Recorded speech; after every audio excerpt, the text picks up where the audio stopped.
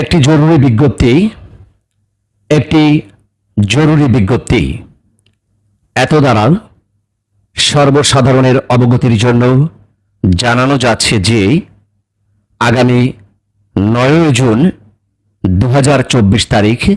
মোরেলগঞ্জ উপজেলা পরিষদ নির্বাচন অনুষ্ঠিত হবে। উপজেলা পরিষদ নির্বাচন উপলক্ষে আগামী 10 জুন 2024 তারিখ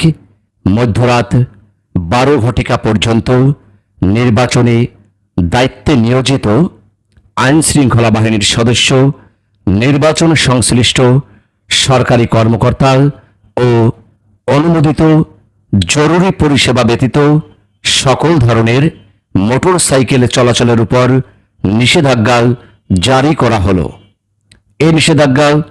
ভঙ্গকারীদের বিরুদ্ধে আইনানুগ ব্যবস্থা